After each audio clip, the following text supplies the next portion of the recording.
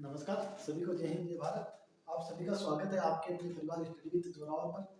आज की क्लास में हम बात करेंगे प्रमुख गांधी की, क्योंकि आजकल जो एग्जाम्स हो रही है उनमें सीधे की सीधे गांधी से भी क्वेश्चन पूछा जाता है कि मेवाड़ का गांधी कौन था, मारवाड़ का कौन था, राजस्थान का कौन था। इन तमाम गांधियों की आज हम बात करेंगे। एक ही क्लास में इतने ही 10-12 गांधी आते हैं, लेकिन इनके नाम जो है वो आप सबको पता होने चाहिए, क्योंकि एग्जाम में सीधे ही क्वेश्चन पूछ लिया जाता है कि मारवाड़ का गांधी कौन था, मेवाड़ का कौन था। तो आज हम पढ़ने वाले हैं गांधी, प्रमुख गांधी। ठीक है, बने रहिए मेरे साथ। हाँ, मैं आपको बताऊंगा कि जो गांधी पढ़ने से पहले हम थोड़ी सी बात करेंगे कि पिछली क्लास में हमने बात की थी राजस्थान के एकीकरण की, और राजस्थान को एकीकरण को हमने एक ही क्लास में पूरा पढ़ने की कोशिश भी की थी, लेकिन कुछ बच्चों के 2-3 विद्यार्थियों के मेरे पास मैसेज आए हैं, और उन मैसेज के भी मैं आपको जवाब देने की कोशिश करूंगा। आपको बताऊंगा कि उनका पहला जो प्रश्न आया था वो यह आया था। उन्होंने बताया कि सर, आपने बताया कि राजस्थान का जो एकीकरण है वहां पर अबू देलवाड़ा है उसको 7वें चरण में शामिल किया गया था, और वो बता रहे थे कि मैंने छठे चरण में बता दिया। तो आपको मैं बताऊंगा कि आप एक बार क्लास को फिर से देखिएगा आराम से। मैंने छठा चरण में अबू देलवाड़ा को मिलाया या नहीं बताया था। मैंने कहा था कि अबू देलवाड़ा का जो विलय है वो 7वें चरण के अंदर ही किया गया था। 7वां चरण जो राज्य पुनर्गठन आयोग की सिफारिश पर हुआ था, वहां पर अजमेर, मेरवाड़ा और अबू देलवाड़ा को मिलाया गया था। अबू देलवाड़ा को जो मुनि विजय सूरी समिति का गठन किया गया था, और उस समिति के गठन के जो सचिव दशरथ शर्मा भी रहे थे। वहां पर 7वें चरण के अंदर हम कह सकते हैं कि अबू देलवाड़ा और अजमेर मेरवाड़ा को मिलाया गया था। और मध्य प्रदेश का एक सुनील टप्पा क्षेत्र था वो राजस्थान में मिलाया गया था। राजस्थान में जो एक सिरोंज क्षेत्र था वो एमपी को दिया गया था, मध्य प्रदेश को दिया गया था। हाँ, मैंने ये जरूर बताया था आपको कि जो अपना छठवां चरण हुआ था, छठवां चरण जो 26 जनवरी 1950 ईस्वी को हुआ था, छठा चरण हुआ था ना, वहां पर क्या था कि जो अबू देलवाड़ा जो था वो गुजरात में जा रहा था। तो छठे चरण के अंदर अबू देलवाड़ा को गुजरात में जाने से रोका गया था, न कि छठे चरण में मिलाया गया था। छठे चरण में अबू देलवाड़ा को शामिल नहीं किया गया था। अबू देलवाड़ा को छठवें चरण के अंदर गुजरात में जाने से रोका गया था। गोकुल भाई भट्ट जो थे, गोकुल भाई भट्ट कौन थे? सिरोही के, जिनको सिरोही के थे ना, जिनका जन्म हाथरगांव सिरोही में हुआ था। गोकुल भाई भट्ट, जिसे आप राजस्थान का गांधी कहते हो, उनके प्रयासों से सिरोही का विलय किया गया था।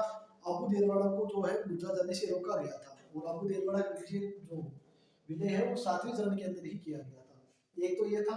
और एक क्वेश्चन और पूछा गया था कि सर, जो आपने कहा कि अजमेर मेरवाड़ा एक सी श्रेणी का राज्य था, तो ये जो श्रेणियां थी ये क्या थी आपने नहीं बताया। तो चलो मैं आपको बता देता हूँ कि श्रेणियां क्या थी। ध्यान रखना कि जो अंग्रेज थे, अंग्रेजों ने भारत को कितनी श्रेणियों में बांट रखा था? 3 श्रेणियों में बांट रखा था। क्या ध्यान रखोगे? अंग्रेजों ने भारत को 3 श्रेणियों में बांट रखा था। वो कौन कौन सी थी? चलो 2 मिनट लगेंगे, अभी बात ही कर लेते हैं। जब किसी ने चलाकर मेरे को मैसेज ही कर दिया तो उसको भी संतुष्ट कर देते हैं। जो श्रेणियां थी वो आप ध्यान रखना, एबीसी 3 श्रेणियों में बांट रखा था। किसको? भारत को। किसने? ब्रिटिशों ने। ठीक है, अंग्रेज जो थे उन्होंने भारत को 3 श्रेणी में बांट रखा था, ये ध्यान रखना। श्रेणियां ए श्रेणी, बी श्रेणी और सी श्रेणी। अब आप यहाँ पर इन श्रेणी में क्या ध्यान रखोगे कि जो ए श्रेणी है ना, वहां पर अंग्रेजों का सीधा अधिकार होता था। अपनी नोटबुक में लिखना, अंग्रेज जो थे, अंग्रेजों का सीधा अधिकार होता था। किसका अधिकार होता था? अंग्रेजों का सीधा अधिकार होता था। और यहाँ पर आप क्या ध्यान रखोगे, यहाँ पर गवर्नर जनरल बैठता था। गवर्नर जनरल जो था वो होता था, कौन होता था? Governor general. यहाँ पर गवर्नर जनरल होता था और अंग्रेजों का सीधा अधिकार होता था। इस श्रेणी में आपको ये ध्यान रखना है। और इसकी यदि आप क्षेत्र की बात करना चाहोगे, इस श्रेणी में कौन सा क्षेत्र आता था, तो वो भी ध्यान रखना। आप क्या ध्यान रखोगे? बम्बई, बम्बई, मद्रास और बिहार। बम्बई, मद्रास और बिहार, इन 3 क्षेत्रों की ध्यान रखना, ये इस श्रेणी के अंदर आते थे। फिर बात आती है कि 20 श्रेणी में क्या आता था, तो ध्यान रखना 20 श्रेणी जो है वो आप ध्यान रखना कि रियासतों में बटा क्षेत्र जो है वो 20 श्रेणी में आता था। रियासतों में बटा क्षेत्र, आप अपनी नोटबुक में लिखना, रियासतों में बटा क्षेत्र जो है वो 20 श्रेणी में आता था। और आप यहाँ पर क्या ध्यान रखोगे कि जो 20 श्रेणी है यहाँ पर राज प्रमुख होता था, राज प्रमुख होता था। इस श्रेणी के अंदर क्या बात करके गई कि गवर्नर जनरल होता था, यहाँ पर राज प्रमुख होता था। क्या ध्यान रखोगे? 20 श्रेणी के अंदर रियासतों में बटा क्षेत्र आता था, राज प्रमुख होता था। और यदि आप क्षेत्र की बात करना चाहो तो ध्यान रख लेना, क्या ध्यान रखोगे? एक तो राजस्थान, राजस्थान क्या था? 20 श्रेणी का राज्य था। और ध्यान रखना चाहो तो ध्यान रख लेना मध्य भारत। क्या ध्यान रखोगे? मध्य भारत, यहीं पर लिख देते हैं राजस्थान और मध्य ये आप क्षेत्र की बात कर सकते हो। और इधर आप सी श्रेणी की बात करना चाहो कि सी श्रेणी में क्या आता था, तो ध्यान रखना सी श्रेणी के अंदर क्या ध्यान रखोगे कि यहाँ पर तो केंद्र शासित प्रदेश जो थे, केंद्र शासित प्रदेश, केंद्र शासित प्रदेश जो थे वो आते थे। और यहाँ पर एक तो याद रखना कि केंद्र शासित प्रदेश था। और सी श्रेणी में क्या आता था, सी श्रेणी में यहाँ पर आप बात करनी थी कि राज प्रमुख होता था। सी श्रेणी में कौन होता था, चीफ कमिश्नर होता था। क्या ध्यान रखोगे, चीफ कमिश्नर, चीफ कमिश्नर होता था, ये ध्यान रख लेना। अब आपने बात की कि सर एस श्रेणी के अंदर मुंबई बिहार मद्रास आए थे, गवर्नर जनरल होता था, अंग्रेजों का सीधा अधिकार होता था। बी श्रेणी रियासतों में बटा क्षेत्र था, यहाँ पर राज प्रमुख होता था। क्षेत्र की बात करें तो राजस्थान और मध्य भारत की बात करते हैं। सी श्रेणी की बात करोगे तो आप कहोगे कि सब केंद्र शासित प्रदेश आते थे, चीफ कमिश्नर क्षेत्र, चीफ कमिश्नर यहाँ पर बैठता था। और आप यहाँ से क्या ध्यान रखोगे, इसकी यदि आप क्षेत्र की बात करो ना, तो क्षेत्र के लिए आप ध्यान रखना एबीसीडी। क्या ध्यान रखोगे, ए बी सी और डी। एबीसीडी से आपको कैसे याद होगा, ऐसे आपको पता है अजमेर मेरवाड़ा, क्या रखोगे, अजमेर मेरवाड़ा, अजमेर मेरवाड़ा हो जाएगा। बी से आप लिखना बलूचिस्तान, क्या लिखोगे, बलूचिस्तान, बलूचिस्तान। सी से ध्यान रख लेना कुर्ग, ये जो कुर्ग है ना ये कर्नाटक था, कर्नाटक, ये लो कुर्ग हो गया। और आप क्या ध्यान रखोगे आगे, डी से क्या ध्यान रखोगे, दिल्ली, ये लो जी। ये इस प्रकार से आपको ध्यान रखना है। ये 3 क्वेश्चन किसी विद्यार्थी ने मेरे पास मैसेज किए थे, इसलिए मैं बता रहा हूँ। एक तो ये पूछा था कि श्रेणियां क्या होती है, वो पूछा गया था। एक मैंने आपको बता दिया कि उसने पूछा था कि अबू देलवाड़ा है वो कहाँ पर मिलाया गया था, तो मैंने बता दिया आपको। अबू देलवाड़ा है और अजमेर मेरवाड़ा है, उनका विलेज जो है वो 7वें चरण के अंदर ही किया गया था। ये 2 क्वेश्चन तो ये थे। और एक क्वेश्चन मेरे से और पूछा था किसी विद्यार्थी ने, वो ये पूछा था कि सर जो महात्मा गांधी है, उस महात्मा गांधी हत्याकांड से जुड़ी हुई रियासत कौन सी थी। हाँ बिल्कुल सही क्वेश्चन पूछा है, क्योंकि ये एग्जाम में पूछा भी जा चुका है कि महात्मा गांधी हत्याकांड से जुड़ी हुई रियासत, महात्मा गांधी हत्याकांड से जुड़ी हुई रियासत की बात करो तो मैं आपको बता दूं कौन सी रियासत थी। क्या ध्यान रखना, महात्मा गांधी हत्याकांड से जुड़ी हुई रियासत ध्यान रखनी है आपको, किसकी, महात्मा गांधी हत्याकांड से जुड़ी हुई रियासत कौन सी थी, अपने नोट में पूरा लिखना। ये मैं आपको बता दूं अलवर रियासत थी। कौन सी थी, अलवर रियासत थी, अलवर रियासत थी। तो आपने पूछ लिया तो थोड़ी और डिटेल कर दी थी। आप ध्यान रखना अलवर के शासक कौन थे, तेज सिंह, अपनी पहले बात की थी ना, अलवर के शासक तेज सिंह थे। तेज सिंह के दीवान की ध्यान रखना, तेज सिंह के दीवान कौन थे, एन बी खरे, एन बी खरे, नारायण भास्कर खरे, ये ध्यान रख लेना। और क्या ध्यान रखोगे, और ध्यान रख लेना कि महात्मा गांधी जो है इनका जो समाधि स्थल है, क्या समाधि स्थल जो है वो कहाँ पर है, राजघाट दिल्ली में है। समाधि स्थल का है राजघाट दिल्ली में। और क्या ध्यान रखोगे कि यहाँ पर हे राम शब्द लिखा हुआ है, क्या शब्द लिखा हुआ है, हे राम शब्द लिखा हुआ है, शब्द लिखा हुआ है। और क्या ध्यान रखोगे, महात्मा गांधी की हत्या ध्यान रख लेना, पूछा जा सकता है। हत्या 30 जनवरी 1948 ईस्वी को, 30 जनवरी 1948 को हुई थी। कैसे हुई थी, आप सबको पता है, नाथूराम गोडसे ने गोली मारी थी इनको, 30 जनवरी 1948 की उनकी हत्या हुई थी। ये 3 क्वेश्चन मेरे से पूछे गए थे, किसी ने मेरे को मैसेज किए थे, इसलिए मैंने आपको बताया है। और बहुत ही बढ़िया बात है, किसी ने मुझसे पूछा है और मेरी क्लास को बताया, बहुत बहुत धन्यवाद। मैं आपको बता दूं कि आप तो मेरे साथ बने रहिएगा, एक भी चीज बाहर नहीं जाने देंगे, ठीक है। अब अपन बात करते हैं अपनी, क्या बात कर रहे थे हम, गांधी की, कि कौन सा गांधी कहाँ का था, चलो उसकी भी बात कर लेते हैं अभी। ये जो गांधी वाला जो है मैं आपको इसलिए बता रहा हूँ कि ये कुछ ज्यादा नहीं है, 10-12 नाम होते हैं, लेकिन जो आपको याद होंगे तो मैं आपको बता दूं कि सीधे सीधे एग्जाम में पूछा क्वेश्चन पूछा जा सकता है, और पूछा भी गया है बहुत सी बार, इसलिए मैं आपको बता रहा हूँ। आप क्या ध्यान रखोगे कि पहली बात तो ध्यान रखना कि मेवाड़ का गांधी कौन था, मारवाड़ का गांधी कौन था। जी बिल्कुल, आप में से बहुत से लोगों को पता भी है, लेकिन हम आप सबकी बात करेंगे, मेवाड़ की, मारवाड़ की। और क्या ध्यान रखोगे, राजस्थान का गांधी कौन था। और क्या ध्यान रखोगे, भारत की ध्यान रखो कि भारत का गांधी कौन था। फिर भारत का दूसरा गांधी कह दो या छोटा गांधी कह दो, भारत का दूसरा गांधी कह दो, दूसरा गांधी ध्यान रख लेना, या फिर आप छोटा गांधी कह सकते हो, वो भी ध्यान रख लेना। और भी बात करेंगे हम, जैसे कि वागड़ का गांधी कौन था, वागड़ का गांधी कौन था। और क्या ध्यान रखोगे, चिड़वा का गांधी कौन था। ये तमाम बातें देखो, अभी मैं आपको एक एक बता देता हूँ। मेवाड़ का गांधी आप कैसे ध्यान रखोगे, मेवाड़ में से स्टार्ट होगा तो कर दो, आप भी में से स्टार्ट क्या करोगे, माणिक्यलाल वर्मा, माणिक्यलाल वर्मा। माणिक्यलाल वर्मा कहाँ का गांधी था? मेवाड़ का गांधी था, ये आपको ध्यान रखना है। फिर आप क्या ध्यान रखोगे?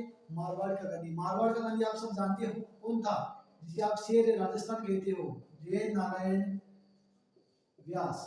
जय नारायण व्यास ये कौन था? मारवाड़ का गांधी था, इसे आप शेर राजस्थान कहते हो, लकीर का फकीर कहते हो, धून का धनी कहते हो। और फिर हम बात करें राजस्थान का गांधी, राजस्थान का गांधी गोकुल भाई भट्ट। गोकुल भाई भट्ट कहाँ का गांधी था? राजस्थान का गांधी कौन था? गोकुल भाई भट्ट था। फिर भारत का गांधी आप सब जानते हो, महात्मा गांधी। महात्मा गांधी कहाँ का था? महात्मा गांधी, भारत का गांधी जो है वो महात्मा गांधी था। फिर हम बात करते हैं भारत का दूसरा गांधी या फिर भारत का छोटा गांधी, वो भी आप ध्यान रखना, अन्ना हजारे। अन्ना हजारे ये भी ध्यान रख लेना। और आप क्या ध्यान रखोगे? वागड़ का गांधी कौन था? भोगीलाल पांड्या। वागड़ का गांधी भोगीलाल पांड्या। भोगीलाल पांड्या कहाँ का गांधी था? वागड़ का गांधी था। फिर आप ध्यान रखना चेड़ावा का गांधी। चेड़ावा का गांधी कौन था? Master master Pyarelal Gupta. Master Pyarelal Gupta कहाँ का गांधी था? चिड़ावा का गांधी था। और आप क्या ध्यान रखोगे? और आप ध्यान रख सकते हो, क्या ध्यान रखोगे? और देखो मैं आपको बता दूं क्या ध्यान रखना आपको। आप ध्यान रखना कि मालानी का गांधी कौन था? कहाँ का? मालानी। मालानी का गांधी कौन था? तो मालानी का गांधी आप ध्यान रखना वर्धीचंद जैन। वर्धीचंद जैन, वर्धीचंद जैन मालानी का गांधी कह सकते हो आप। ठीक है। और क्या ध्यान रखोगे? और ध्यान रख सकते हो कि आदिवासियों का गांधी कौन था? चलो मैं इधर लिख देता हूँ। क्या? आदिवासियों का गांधी। आदिवासियों का गांधी कौन था? ये भी आपसे पूछा जा सकता है। ये आप ध्यान रखना, मोतीलाल तेजावत। मोतीलाल तेजावत ये ध्यान रख लेना। और आप क्या ध्यान रखोगे? और आप ध्यान रख सकते हो, क्या ध्यान रखोगे कि एक नाम और आता है black Gandhi. Black Gandhi. Black Gandhi आप किसे कहोगे? Martin Martin Luther. किसको? मार्टिन लूथर जो है इसको आप ब्लैक गांधी कह सकते हो। ये बात हो गई। और हम बात करना चाहे तो आप कहोगे कि शेखावाटी का गांधी। कौन सा गांधी? शेखावाटी का गांधी ये कौन था? बद्री नारायण सोडानी। बद्री नारायण सोडानी। बद्री नारायण सोडानी कहाँ का गांधी था? अपना शेखावाटी का गांधी था। जिलावा का गांधी मास्टर प्यारेलाल गुप्ता बता चुके हो। वागड़ गांधी भोगीलाल पांड्या था। भारत का गांधी महात्मा गांधी आप सब जानते हो। भारत का दूसरा गांधी अन्ना हजारे था। राजस्थान का गांधी गोकुल भाई भट्ट था। मारवाड़ का जय नारायण व्यास था। मेवाड़ का माणिक्यलाल वर्मा था। मालानी का वर्धीचंद जैन था। ब्लैक गांधी मार्टिन लूथर को कहा गया। ब्लैक गांधी किसे कहा गया? मार्टिन लूथर को कहा गया। आदिवासियों का गांधी जो है वो आप कहते हो मोतीलाल तेजावत को। ये जो गांधी है ना, इनसे एग्जाम में सीधे सीधे क्वेश्चन पूछा जाता है। मैंने 2-3 एग्जाम प्रीवियस ईयर्स के जो क्वेश्चन देखे हैं वहां पर हमको सीधे सीधे क्वेश्चन पूछा गया कि मारवाड़ का गांधी कौन था, मेवाड़ का गांधी कौन था, इसलिए मैंने आपको गांधी बताई है। अब आप ध्यान रखना कि महात्मा गांधी के लिए आप कहो तो मैं एक बार 5 मिनट के लिए AK-47 चला देता हूँ। देखो महात्मा गांधी के लिए AK-47 इस प्रकार चलती है कि महात्मा गांधी के बारे में आपको पता होना चाहिए। वो आपको कैसे पता होना चाहिए? महात्मा गांधी याद रखना। कैसे याद रखोगे? महात्मा गांधी जिसका जन्म 2 अक्टूबर 1869 ईस्वी काठियावाड़ पोरबंदर गुजरात में हुआ था। महात्मा गांधी के पिता कौन थे? करमचंद गांधी। राजकोट गुजरात के दीवान थे। राजकोट बाद में मूंगफली उत्पादन के लिए जाना जाता है। सर राजस्थान में मूंगफली उत्पादन के लिए कौन सा क्षेत्र जाना जाता है? वो जाना जाता है मूलकृषक बीकानेर। राजस्थान का राजकोट मूलकृषक बीकानेर को कहा जाता है। यहाँ पर एक खारे पानी की झील है। और महात्मा गांधी इसके पिता करमचंद गांधी बात कर चुके हो। इनकी माता पुतलीबाई थी। पत्नी कस्तूरबा गांधी थी। पुत्र 4 थे। पुत्र कितने थे? 4। 2 लाल, दुर्दास, हरिलाल, मणिलाल, देवदास और रामदास। पांचों पुत्र जो है वो जमनालाल बजाज को कहा जाता है। जमनालाल बजाज जिसका जन्म काशी का वास सीकर में हुआ था। और इसका जो काशी का पास जन्म जो है काशी का वास सीकर में हुआ था। जमनालाल बजाज जो है उसे राजस्थान का भमासा कहते हैं। गुलाम नंबर 4 कहा जाता है। और जमनालाल बजाज की पत्नी जानकी देवी बजाज जिसे राजस्थान का पहला पद्म भूषण पुरस्कार मिला था। गांधी जी जो है उनकी जो प्रारंभिक शिक्षा है वो गुजरात से हुई थी। और वकालत की पढ़ाई करने के लिए इनको लंदन जाना पड़ा था। लंदन जाते समय इन्होंने जैन भिक्षु बेचारी से आशीर्वाद लिया था। लंदन टेम्स नदी के किनारे है, पेरिस सी नदी के किनारे है, इटली टाइबर नदी के किनारे है, हैदराबाद मूसा नदी के किनारे है, हैदराबाद जिसे निजामों का शहर कहा जाता है, कलकत्ता हुगली नदी के किनारे है। और क्या ध्यान रखोगे, सूरत तपता है ताप्ती नदी के किनारे, लाहौर रावी नदी के किनारे है। और आप क्या ध्यान रख सकते हो, और ध्यान रखना कि जो गांधी जी है इनके जीवन पर सर्वाधिक प्रभाव जो वो सरवन कुमार के नाटक का पड़ा था। इनके राजनीतिक गुरु गोपाल कृष्ण गोखले थे।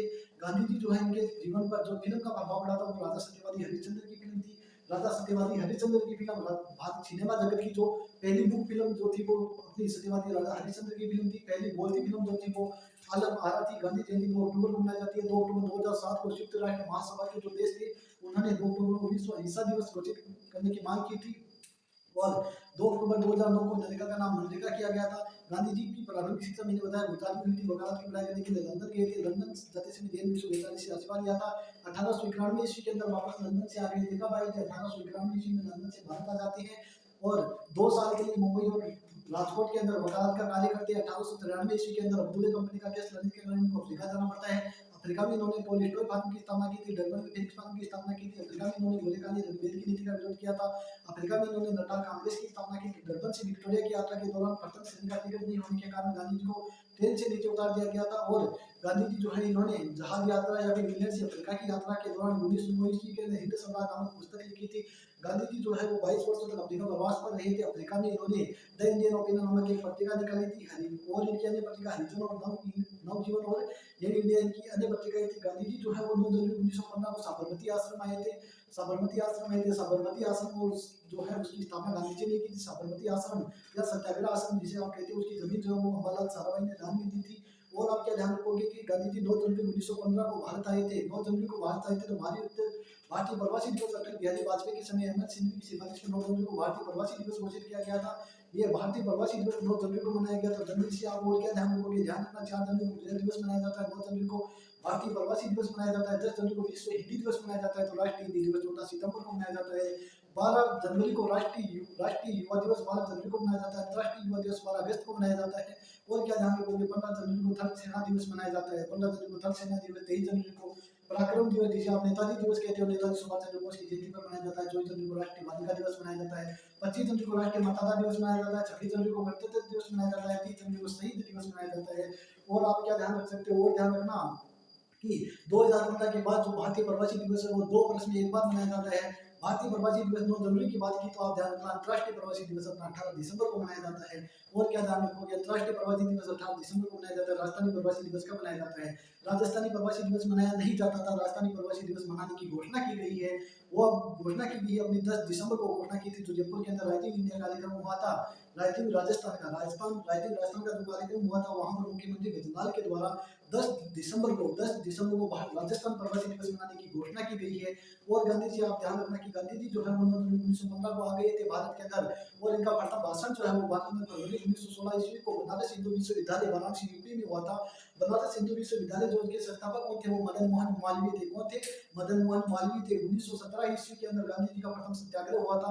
वहां पर 3 घंटे प्रथा को उन्होंने समाप्त किया था। और जो सत्याग्रह जो था उसकी प्रेरणा हेनरी डेविड जोरो से मिली थी। और सुझाव जो मनोहर गांधी ने दिया था 1914 से 18 के दौरान जो प्रथम विश्व युद्ध हुआ था वहां पर गांधी जी के द्वारा भारतीय सैनिकों को ब्रिटिश सेना में भर्ती कराने के कारण गांधी जी को भर्ती कराने वाला सर्जेंट कहा गया था। गांधी जी को ब्रिटिश सरकार के द्वारा केसरी हिंद की उपाधि दी गई थी। 1917 के अंदर इनका पहला सत्याग्रह हुआ था। जो आपने बात की 1916 के अंदर तो इन्होंने क्या किया था, भारत में प्रथम भाषण दिया था बनारस हिंदू विश्वविद्यालय वाराणसी यूपी के अंदर। 1917 के ईस्वी के अंदर इनका पहला सत्याग्रह हुआ था। 1917 के ईस्वी के अंदर एक और ध्यान रखना, इनका खेड़ा सत्याग्रह हुआ था। खेड़ा सत्याग्रह 1917 में हुआ था। 1916 में इनका चंपारण सत्याग्रह हुआ था। 1918 के ईस्वी के अंदर इनका अहमदाबाद मिल मजदूर आंदोलन हुआ था। तो अहमदाबाद मिल आंदोलन जो है वो वहां पर जो वो अपने मिल मालिकों में काम करने वाले जो मजदूर थे उनको 20% बोनस दिया जाता था। 20% की जगह गांधी जी ने 35% बोनस दिलवाया था। और गांधी जी का साथ एकमात्र व्यक्ति जो अनसुईया बेन ने दिया था, वहां पर गांधी जी ने वहां पर भूख हड़ताल भी की थी। और ध्यान रखना कि 1919 के अंदर 1919 की बात करो तो यहाँ पर गांधी जी का रोलेट एक्ट आया था। रोलेट एक्ट जिसे न बिल न दलील न वकील का कानून कहा गया था। न अपील न दलील न वकील का कानून किसे कहा गया था?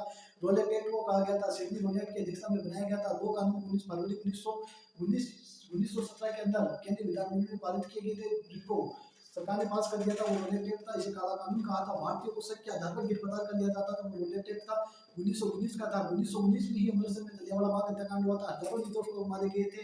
हंटर कमेटी की एक रिपोर्ट आई थी, वो 379 लोग बता रही थी, लेकिन वास्तव में हजारों निर्दोष लोग मारे गए थे। जनरल डायर था, उसने उसके जलियांवाला बाग के चारों रास्तों को बंद करवा अंदर में फांसी की थी। जनरल डायर जो था, जिसे ब्रिटिश सरकार ने 26 पाउंड राशि दी थी, ब्रिटिश साम्राज्य का शेयर कहा था। और क्या ध्यान रखोगे, 1920 ईस्वी के अंदर गांधी जी का, आप कह सकते हो, कांग्रेस की दो विशेष अधिवेशन हुए थे। 1921 ईस्वी के अंदर विजयवाड़ा का कांग्रेस अधिवेशन हुआ था, खादी के महत्व को समझाया गया था। फिर आप ध्यान रखोगे कि 1922 में चौरी चौरा कांड हुआ था, वहां पर फिर चौरी चौरा कांड के बाद जो भारत का असहयोग आंदोलन शुरू हुआ था 1920 में, 1 अगस्त 1920 को क्या हुआ था, असहयोग आंदोलन शुरू हुआ था। गांधी जी ने कहा था कि हमारे सब कुछ सफलतापूर्वक हुआ था, एक वर्ष के भीतर हमें साम्राज्य मिल जाएगा। ये गांधी जी ने कहा था कि यहीं पर जब जो अपना 1 अगस्त 1920 ईस्वी को असहयोग आंदोलन प्रारंभ हुआ था, इसी दिन भारत के बेताल बादशाह लोकमान्य बाल गंगाधर तिलक की मृत्यु हो गई थी। गांधी जी जो है फिर 1921 में विजयवाड़ा का कांग्रेस अधिवेशन हो गया था, खादी के महत्व को समझाया था, विदेशी नोटों की होली चलाई दी गई थी असहयोग आंदोलन के अंदर। एक क्वेश्चन पूछा जाता है कि सर्वाधिक विद्यार्थियों ने कहां पर भाग लिया था। गांधी जी के सर्वाधिक विद्यार्थी जो थे उन्होंने असहयोग आंदोलन में भाग लिया था। सर्वाधिक विद्यार्थियों ने सविनय अभियान, सर्वाधिक महिलाओं ने भाग लिया था, वो अपना लिया था दांडी मार्च, जो सविनय अभियान आंदोलन हुआ था वहां पर। सविनय अभियान आंदोलन के अंदर सर्वाधिक महिलाओं ने भाग लिया था, सर्वाधिक विद्यार्थियों ने असहयोग आंदोलन में भाग लिया था। 1922 ईस्वी के अंदर जो चौरी चौरा कांड हुआ था, वहां पर गांधी जी के द्वारा जो आंदोलन था अपना असहयोग आंदोलन, उसको स्थगित कर दिया था। नेताजी सुभाष चंद्र बोस ने कहा था कि जब जनता का उत्साह चरम स्तर पर था, उस समय गांधी जी का कदम पीछे हटाना राष्ट्रीय हित से कम नहीं हो सकता। ये तमाम बातें गांधी जी की है। 1923 ईस्वी के अंदर आप कह सकते हो स्वराज्य पार्टी का गठन हुआ। 1924 में कर्नाटक के बेलगांव अधिवेशन की अध्यक्षता गांधी जी के द्वारा की गई थी। 1927 में सम्मानजनक कमीशन आया था।